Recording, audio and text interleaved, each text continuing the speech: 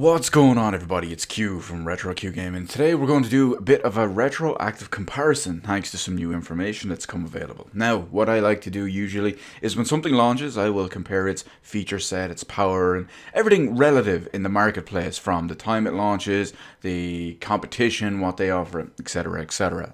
Two great examples of this. One is the Nintendo Switch in 2017. Of course, it is Nintendo's 9th generation home console, so naturally I compared it to everything from the competitors, Sony and Microsoft's 8th generation consoles, which launched 4 years prior, were more powerful and were more featureful. For you PC guys out there, a great example of this is the Epic Game Store. I compare the Epic Game Store when it became the Epic Game Store at the end of 2018, when it was converted over from just a regular Epic Games client, and was missing all sorts of features that had been complete standard and commonplace in all digital distribution platforms, PC and console, for 10 years and more.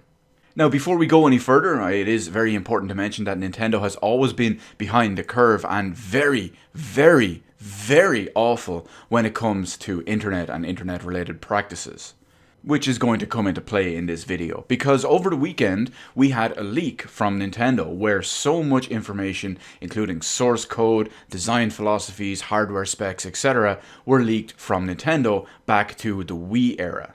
But the big one we want to talk about in this video is their online system, their online friend system, which has been, unfortunately, a massive point of contention using friend codes. If you ever did anything online with the Wii or even with the Switch to this day, you're still plagued by the awful system that is friend codes. Interestingly enough, the Wii U actually moved away from friend codes and used your proper Nintendo account ID. But hey, I guess they figured that console flopped because of that, and then moved it back to the one that was successful, the Wii. Now, it's interesting to note that even when this first launched, I mean, it's easy to say with 2020 and the features and systems we have now that, oh, that thing that launched in 2000 whatever had really bad features and really bad, but it doesn't exactly work that way, because there were better systems predating the Wii by several years. But anyway, let's take a quick look at the whole friend code system. So what is the friend code system? Well, like you would on Xbox or PlayStation or Steam or hell, even the Epic Game Store, in pretty much any platform that involves online multiplayer and has a friends list, you can just add friends using their account or their display name. However, with the Nintendo systems, this is not the case. They use a randomly generated exclusive 12-digit code every time you create an account. And this is completely unwieldy. This is just so awkward and so useless to use. Now, it turns out, due to a presentation that was leaked at the weekend, we found out why Nintendo did this. They didn't want to have to make people create duplicate names, if you will. So basically, if I wanted to create a name on the Wii that was RetroQ Gaming, but someone already had it, it would say, no, you can't use this. Sorry, it's already in use. That's really stupid. And then the other one is that people would be able to find you too easy. Yeah, imagine that. Imagine someone wanting to add you as a friend and it being too easy. Imagine that. But just to really highlight when this was so much of a bad idea, even back then in the Wii, and even still now today on the Switch. By the way, this system, outside of the more hardcore fanboys, is completely universally laughed at.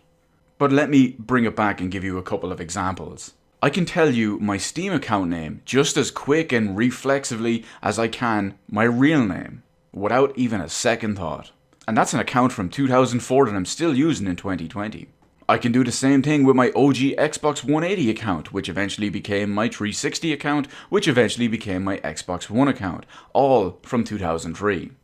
Although they did kind of destroy the whole friend system in a much worse way on Xbox One, but that's beside the point. I can even tell you my PS3/PS4/PSP and PS Vita ID, which was created all the way back in 2007. My Origin account, my Bethesda account, my Rockstar account, my Final Fantasy 11 and 14 accounts. I can tell you all of these just like that.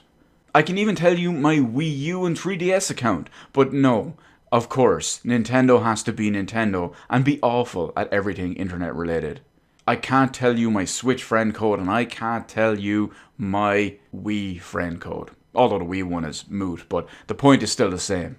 And it really just highlights how behind the times they are when it comes to anything internet related. Combine all of these problems with the complete bare bones lackluster feature set and what's missing on the Switch, it shows that they haven't learned anything.